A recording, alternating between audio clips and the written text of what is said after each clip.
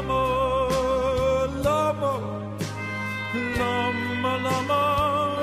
everyone, we are continuing our limud of Megillas Esther.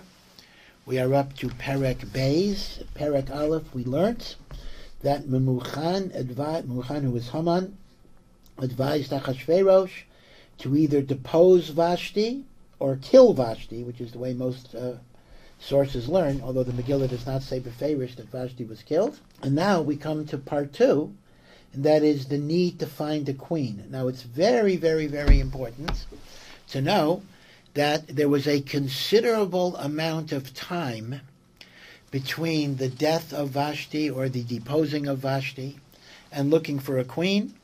Vashti was deposed or killed in the 3rd year of his reign, at the end of his party. This is 3 years later, in the 6th year of his reign, and indeed Esther is not going to be Malka till the 7th year of the reign. So there's a 3-year gap, and that's what it means, Achar Advarim Ha'ela, a long time after the events that we just described. Kishaych Chamas HaMelech Achashverosh, when the anger of Achashverosh finally went away, and now he was ready for a queen. Now again, he had a harem, so in terms of his taivas, of Tashmish, he had what he wanted, but he didn't want to make a queen because he was afraid that a queen might do the same thing to him. Right? So he had a harem, but he didn't have a queen. But when the anger began to get less, Zachar es Vashti, he actually remembered that it was a good thing. Vashti was pretty and beautiful and added to his luster. V'eis asher asasa. But he also remembered what she did. But how he responded. So in other words, maybe I overreacted. So he wants to try again. So here, a proposal is coming from a 3rd group. Now it's interesting, it's hard to identify the groups b'diuk. We had the Sarisim, whose job it was to bring Vashti. Then we have the Chachamim, Yodei Ho'itim, were advisors. Here we have a 3rd group, and we don't really know the difference. And it says, Vayomru Narei HaMelech. These are like young servants, Mishar Sav. So this isn't coming from Memuchan anymore. Maybe Memuchan would be happy without a queen. That would give him more influence. But Vayomru Narei HaMelech Mishar Sav, Yivakshu LaMelech, Na'aros Besulos, Tovos Mareh. Let's search out for the king young girls who are virgins, virgins meaning they have not had relations, Tovot Mareh, who are beautiful, meaning let's just kidnap them if we have to. And this was a search that went through 127 provinces. Pasuk Gimel, V'yafked HaMelech B'kidim B'chol Medinos Malchuso. The king appointed officers in all of the countries of his kingdom, 127 countries. Vayikpetsu eskol nara besula, they gathered. Now again, how much of this was voluntary and how much of this was compelled? We don't know. Was it like a beauty contest? Or were people literally kidnapped? But it says they gathered every nara besula, every virgin, Tovas Mareh, and they were brought to Shushan Habira. So obviously some selection was made in the provinces. They didn't take every virgin from the provinces. That would have been, hundreds of thousands. But selections were made, and the most promising were brought to Shushan, the capital, and they were entrusted in a harem, El Beis Hanoshim, a special house for these contestants, El Yad Hegei. Hegei was the man in charge of these women, and he too is called Saris HaMelech. Now here, again, he was a eunuch in order not to be with these women. Shomer HaNashim, he was the guardian of these women. Now again, we don't know how many there were. V'nason Tamrukehen, and he was in charge of giving them their cosmetics. This is describing what should be done. In other words, it hasn't been done yet, meaning to say, V'yavked, the king should appoint Pekidim, and the Besulot should be brought to Shushan. In other words, it's not saying it was done yet. And they should be entrusted to Hega. And, right, this is all the proposal. V'hanara asher titav b'yeinei hamelech. The young girl that is the best in the eyes of the king, Timloch tachas Vashti. She should rule, be queen, in place of Vashti. Now again, Vashti is either dead or just deposed. That was another machlokas we talked about earlier. Vayitav hadavar b'yeinei hamelech, and the king approved of this idea.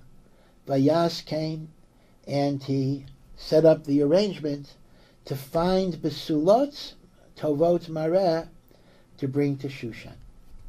Now, Pasuk Hey now introduces Mordechai and Esther for the first time. Ish Yehudi Haya B'Shushan. In fact, this is a pasuk we actually read out loud in Megillas Esther. There was a Jew in the city of Shushan. Ushemo, his name was Mordechai ben Yair ben Shimi ben Kish Ish Yemini. So there's a bit of a contradiction here. Ish Yehudi normally means from the tribe of Yehudah, but the end of the pasuk calls him Ish Yemini, a man from the tribe of Binyamin. So was Mordechai from Yehudah, or was Mordechai from Binyamin? So the Gemara explains, he Vadai was from the tribe of Binyamin, but he's called Yehudi because a person who is kofar in Avodah Zarah is called Yehudi.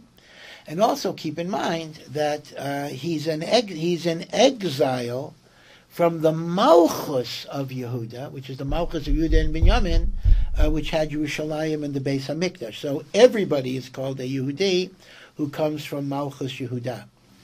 Chazal say, in reality, Mordechai is a direct descendant of Shaul HaMelech. Remember, Shaul is Shaul the son of Kish. Now here it says, Mordechai ben Yoir ben Shimi.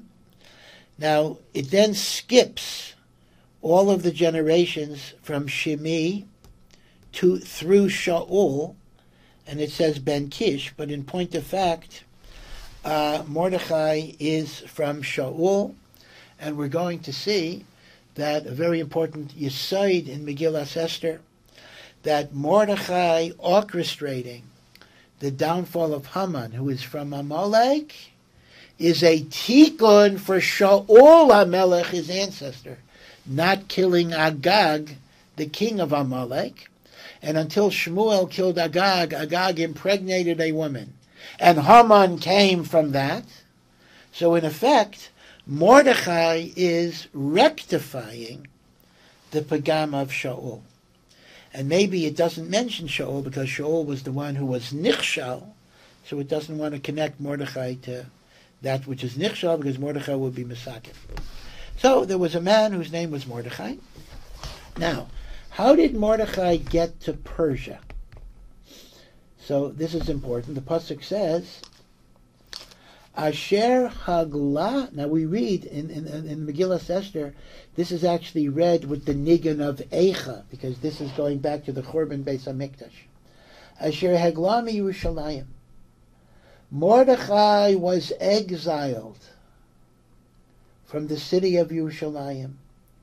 Im hagayla asher haglasa, with the exile that took place, im Yechaniah Melech Yehuda, under the reign of the Jewish king Yechaniah, who is also called Yehoiachin, asher hegla Nebuchadnezzar Melech Bavel, that Nebuchadnezzar, the king of Babylonia, exiled. Now again, to understand this pasuk, you have to remember what we mentioned in Perek Aleph, that the galus of the Jewish people took place in two stages.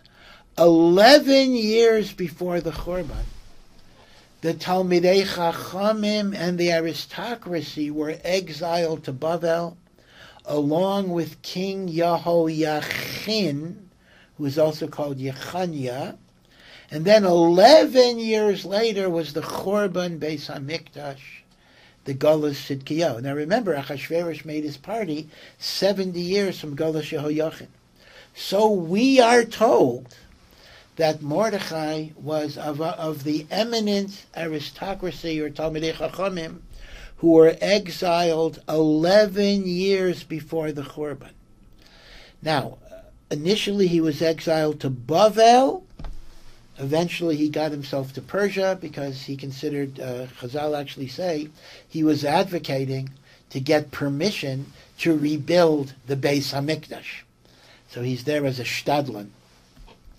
So Mordechai is already an old man because once again, more than 70 years have passed since Golus Yehoiachin, because that's Achashverosh's cheshbon, and we don't know how old Mordechai was then, but he was 70 years plus whatever his age was. So this is Mordechai.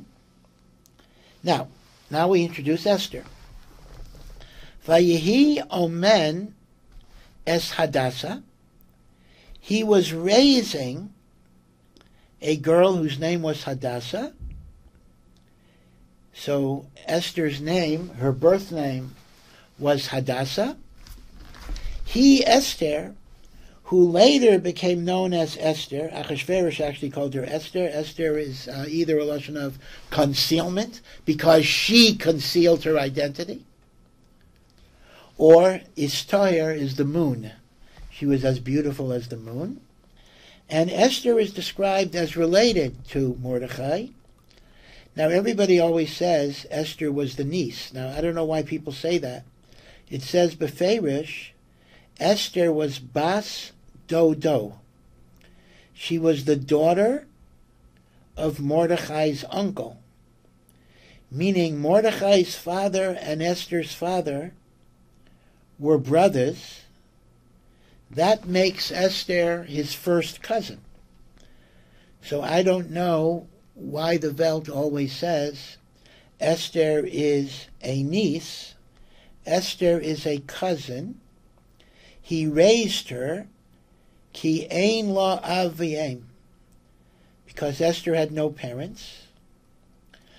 V'hanara yefas toar v'tovat mareh.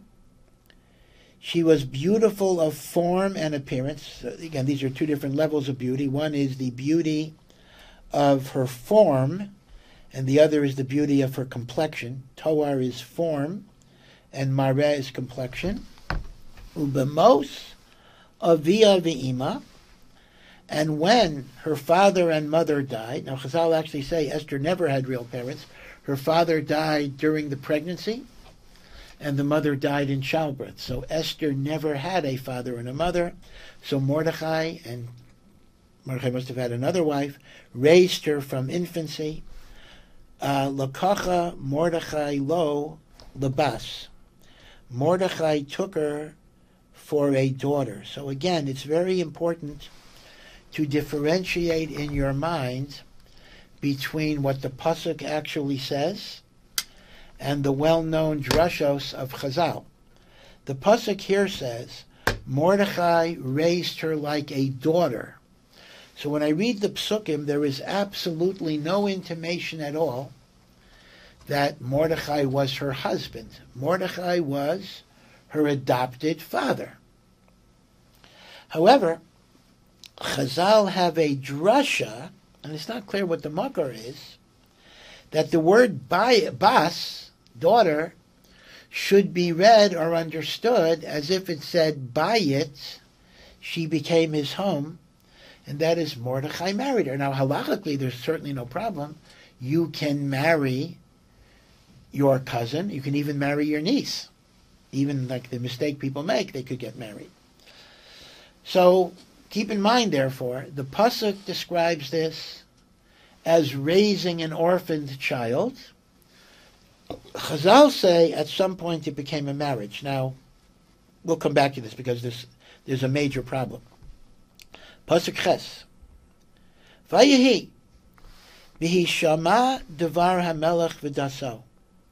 When the king's proclamation and law was heard that all the virgins are going to be checked out, ubikabetz narot rabot el Shushan Abira, and all of these young girls from all over the 120 provinces were gathered into Shushan, El Yad Haggai, under the supervision of Haggai, who was the saris in charge of the women. Vatilakach Esther el Beis HaMelech. Now this is clearly against her will. Esther, I remember when I was in kindergarten,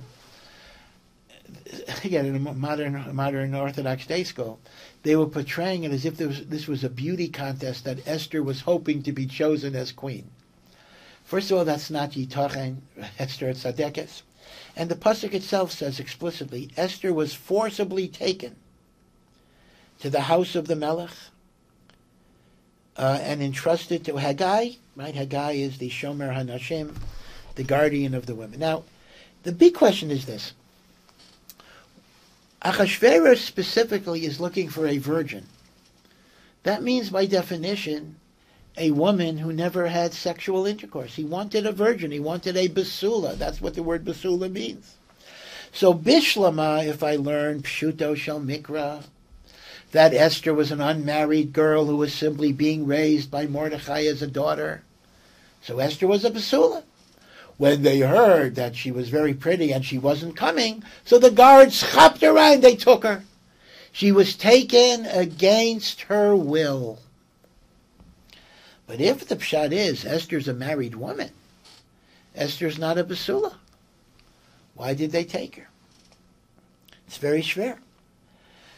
So you have to assume the following. You have to assume they broke the rules. Again, it's hashgacha. Hashem wants Esther there. But that she was so beautiful that they said, hey, we're going to take her even though she's not a basula. They broke the rules. And she was taken against her will. Now, there is a halachic issue here. And that is, we actually know that although normally none of the mitzvahs are binding on a person, if their life is threatened, b'makom pikuach nefesh, you can eat treif, you can desecrate Shabbos, you can eat chametz on Pesach, eat on Yom Kippur. But the gimel chamurais, which you must give your life before you transgress, you must die rather than transgress, is avodah zarah, idolatry, gilei arayos, sexual intercourse, and murder. You don't murder an innocent person. You can kill a rodef, but you can't murder an innocent person to save your life.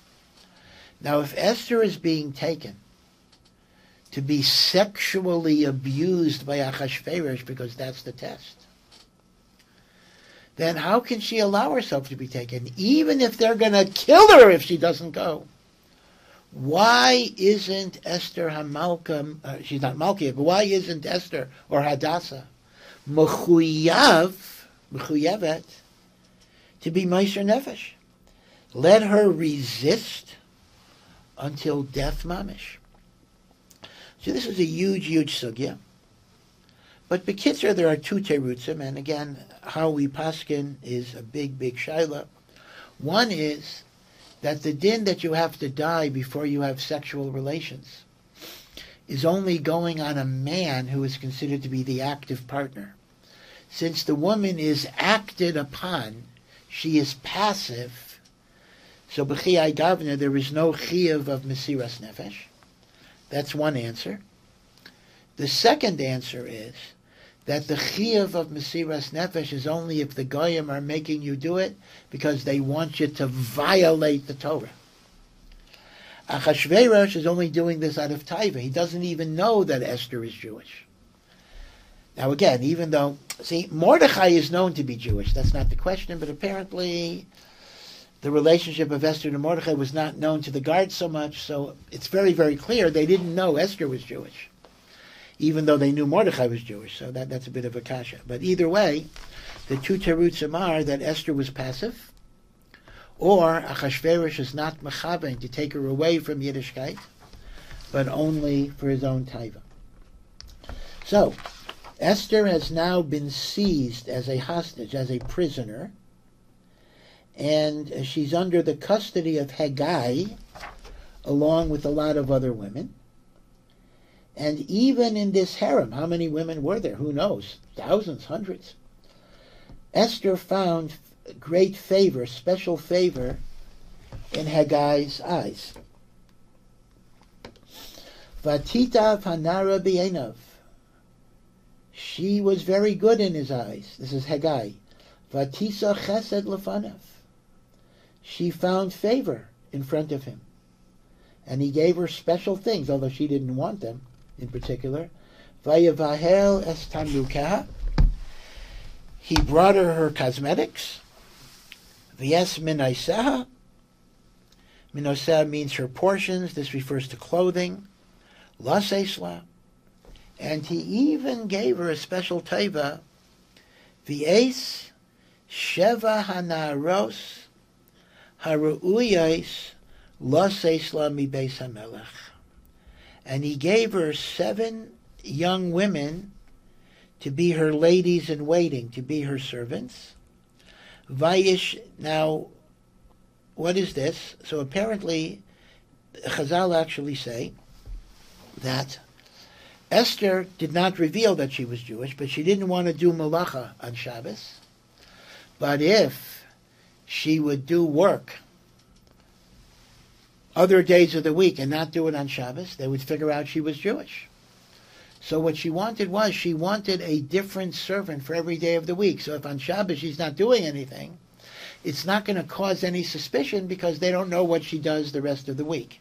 And that's why she asked for 7 different attendants, and she was given them. Vayishaneha, he gave her changes of clothing and cosmetics. V'yesna rosa, and a change of young women. L'tov beis hanashim, that this was the best deal, the best favoritism in the whole house of the women. And Pasuk Yud then explains why she had the 7 naros. Loi higida Esther esama v'esmoladata.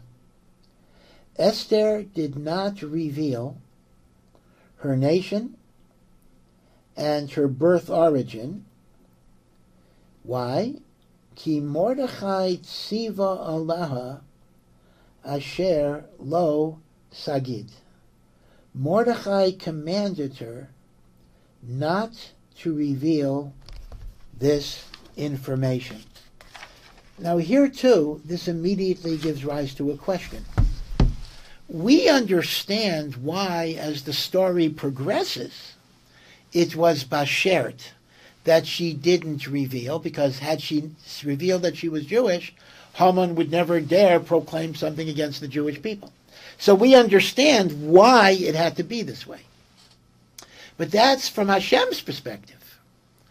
Why, at this point, Mordechai is not aware of Haman's, there is no Gezerah of Haman. So why did Mordechai tell Esther not to reveal her nation? Why not?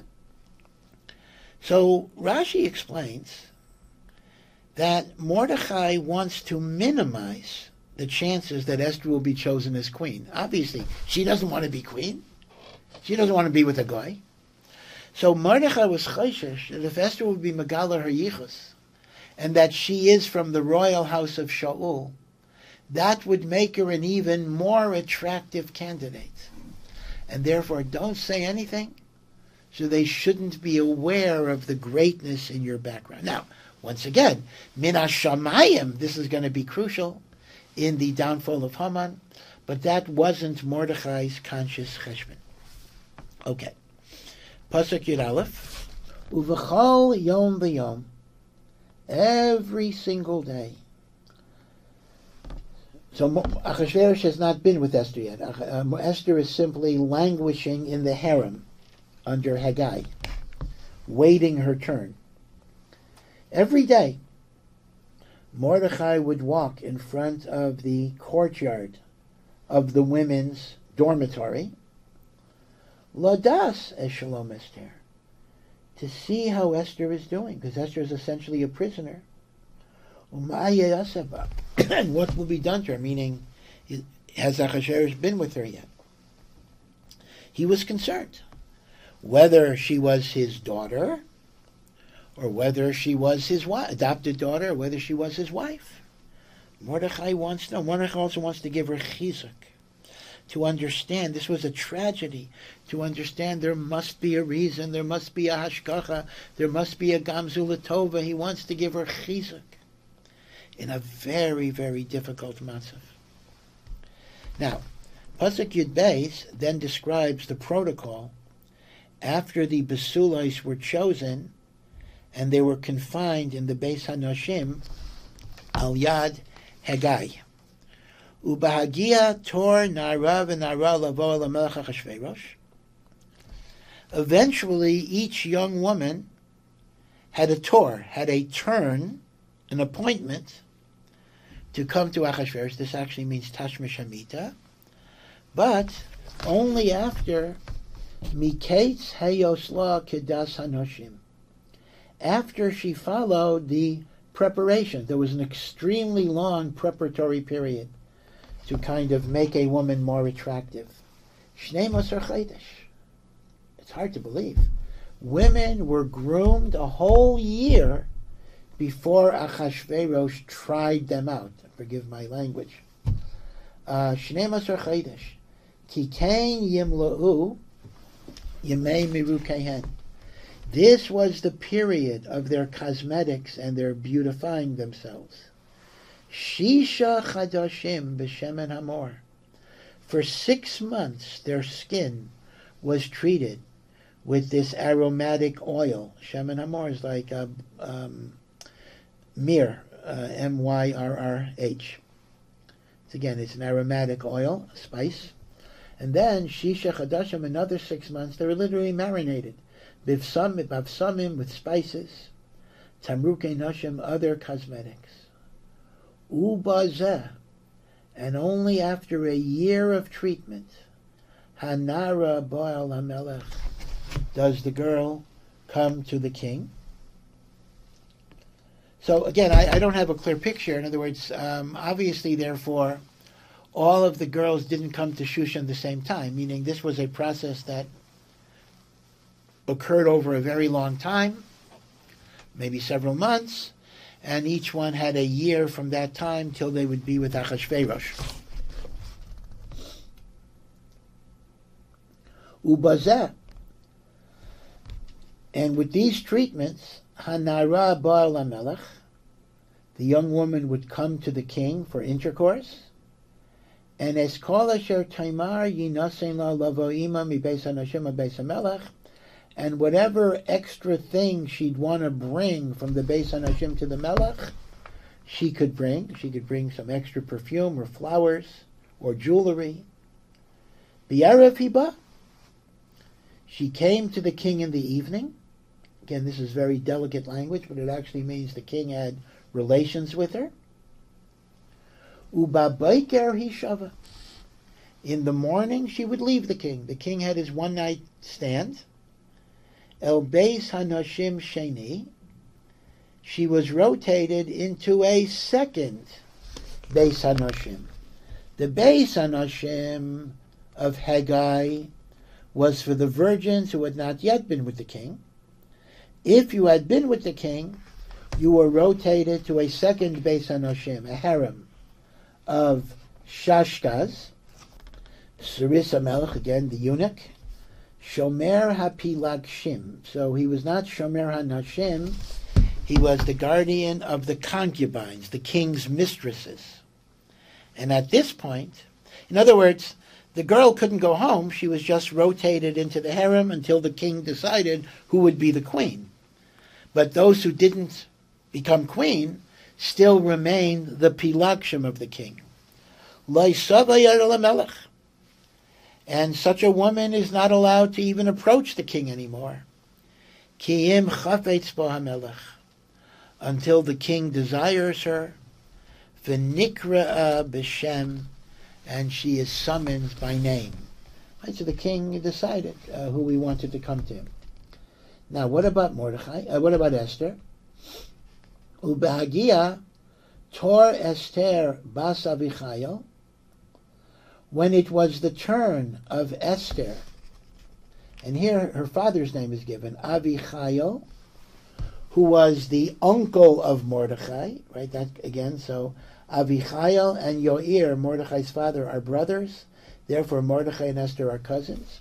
Asher Lagach Lo Labas, that Mordechai had taken as a daughter, or Chazal interpret as a wife, Lavaya Lamelech.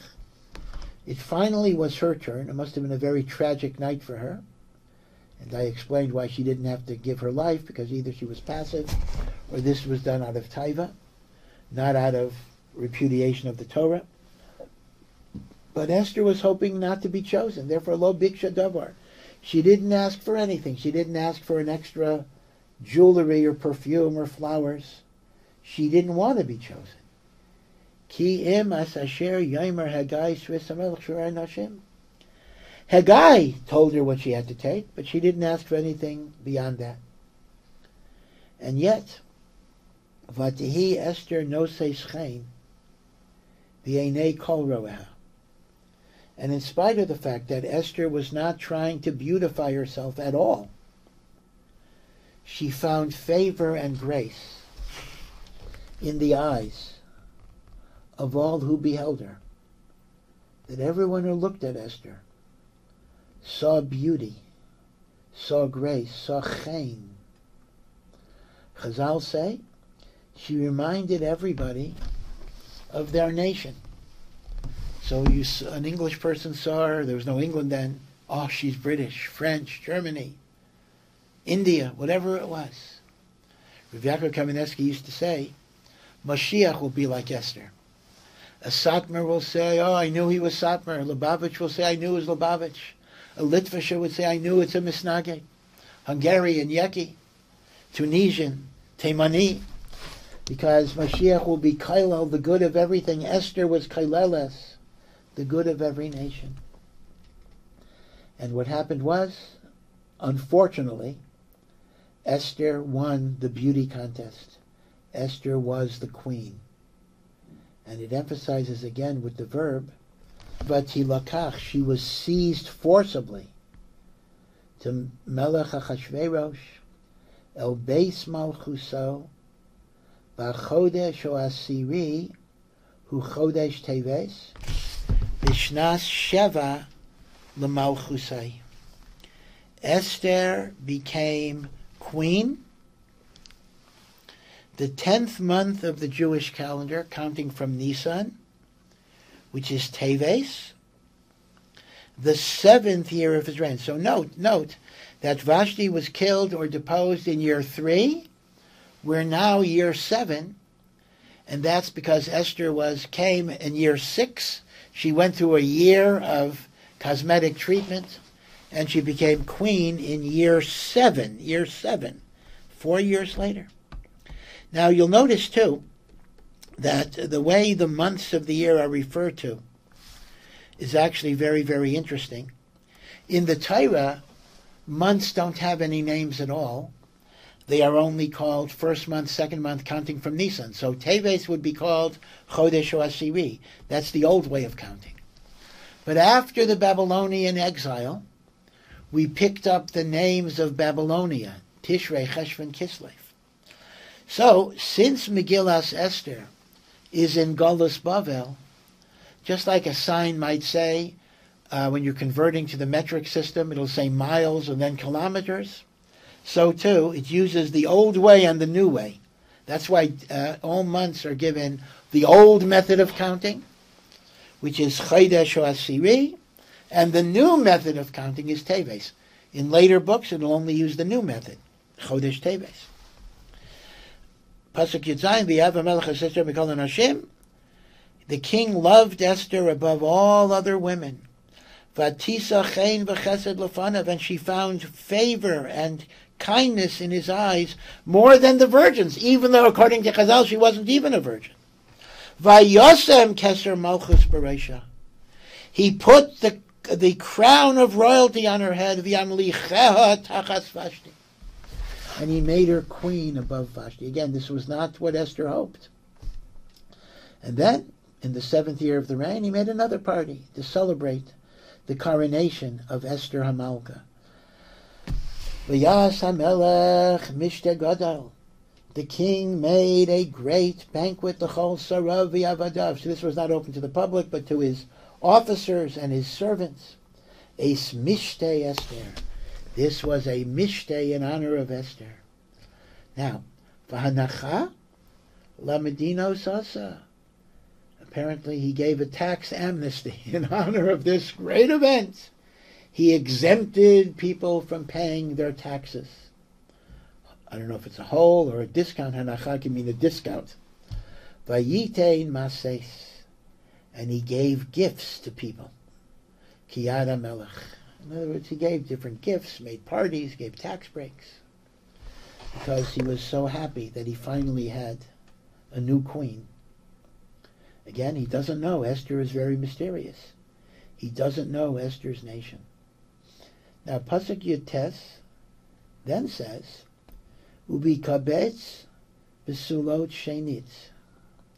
When the virgins were gathered for a second time. So, what is this? Why would virgins be gathered for a second time? Presumably, all the most beautiful virgins were already gathered, and Achashverosh made his choice. So what is the meaning, very enigmatic pasuk, what is the meaning that the Besulais were gathered a second time? So Chazal interpret that Achashverosh is very, very curious. He keeps on asking Esther, what nation are you from? Where are you from? What's your yichus? She refuses. So Achashverosh asked his advisors, what can I do to cause Esther to admit where she's from? So they said, play on her jealousy. Gather Basulos a second time. Now this could be, presumably these are new Basulos who what, didn't make the cut? I guess they would be less attractive, so I'm not sure why they would be. Any Havamina, he would take them, but this will make Esther jealous that you're thinking of replacing her. And then she'll tell you everything that she wants. But, once again, Mordechai understood that this was the strategy, and therefore Mordechai sat in the gate of the king to warn Esther. Apparently, she would walk out of the palace, he could talk to her a little bit, warn Esther not to give in.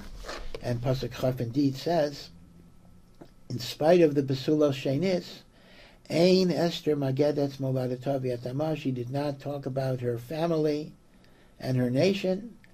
Kasher Tziva Aleh Mordechai, just as Mordechai commanded. V'Yes Maimar Mordechai Esther Isa, Esther obeyed the directive of Mordechai. This includes the Torah generally. Kasher Haisa B'Yamna Itai, just as she was when she was being raised by him, meaning although even if she's a wife now, but she was raised as a child, and she continued to be faithful.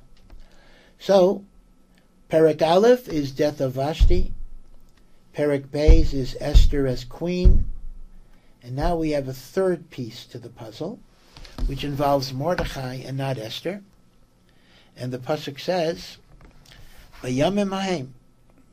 In those days, meaning after Esther became queen, Mordechai Yoshev B'Shara Melech. Mordechai is sitting in the gate of the king. Because again, as I indicated before, Mordechai is in Shushan. He's a prominent person to argue on behalf of the Jewish people, to get permission to rebuild the Beis HaMikdash so he could go back to Eretz Yisrael. And therefore he's what we call a shtadlan, he's an intercessor for Am Yisrael. So he hangs around the Shar HaMelech a lot, because he often has meetings, maybe not with the king, we don't know that the king really knows him, but he has meetings with officials, with government officials. So, in those days when Mordechai was hanging around the halls of power, he overhears a certain conversation. Kotzaf Bikson V'Seresh Shnei Sarisei HaMelech. Again, these are also called Sarisim, eunuchs, castrated people, servants, that Bigsan and Seresh are conspiring. Mishomrei Hasaf, they are the guardians of the doorway, meaning they kind of determine who enters, who doesn't enter. The doormen. Saf is like a lintel. Vayavakshu, and they are desirous, lishloach yad, to send forth their hand, b'melech Achashverosh. They want to kill him. They want to kill Achashverosh. They want to put poison in his food. Now, they're not speaking Persian. They're speaking their native language, because they figured nobody knows this. Chazal say, though, that Mordechai had been a member of the Sanhedrin of 71. And every member of the Sanhedrin had to know 70 languages. It's hard to imagine that. And therefore, Mordechai was able to understand that they're planning to kill Achashverosh, because he understood the 70 languages. Therefore, Pasuk Chav Beis says, Vayivoda hadavor leMordechai. The matter became known to Mordechai. Vayaged liEsther HaMalka. He told Esther to tell Achashverosh to avoid, eating his food, and Bigsan Viserys are trying to kill him. Vataymer Esther lamelech b'shem Mordechai, and Esther gave the news, and she made a point of saying, I heard this from Mordechai. Now again, Esther did not say that Mordechai is her husband or her adopted father. Esther didn't say that she's Jewish. She just said, I heard from this person, Mordechai, that Bigsan Viserys are trying to kill you. Now, they're not going to punish Bigsan Viserys based on hearsay, but they investigated. Vayivukasha davor. The matter was investigated. They checked the food that Bigsan Viserys were preparing, Vayimatzeh, and they found the poison. Vayitalu sheneim ala etz. And Bigsan Viserys were hung on a tree. Vayikosev b'sefer divrei hayamim lifnei hamelech. And in the book of Chronicles of the King, it was written down, and this will be very important later, that Mordechai HaYehudi, Mordechai is known to be Jewish, that's not the question. Esther is not known. Mordechai HaYehudi did a great tova for the king, saving his life from the assassination plot of Bigsan Viserys, and therefore the king should pay Mordechai a tova. So we now have three things in place. Vashti is gone. Esther is queen, even though Achashverosh doesn't know that she's Jewish, and Mordechai is owed a favor by the king. These are all the elements that will be needed to save the Jewish people, and only after Hashem creates the refuah do we then have the makkah of Haman's Gezerah, that is Perek Gimel. Chazal also make the point that why does the pasuk emphasize that Esther said it b'shem Mordechai? This is the source of the famous teaching that when you say something b'shem Omro, you say it in the name of the source, you bring redemption in the world. So if I saw something from Rabbi Akiva Eiger, I shouldn't just say it in my name. I should say, I saw in Rabbi Akiva Eiger. There's a machlekes. What about intermediary things? What if you saw in another sefer that they quote Rabbi Akiva Eiger? Can I just connect it to the original source, or do I have to talk about the intermediary links? That's a machlekes. But again, Aleph and Beis are the refuah. The refuah needs to be there before the makkah.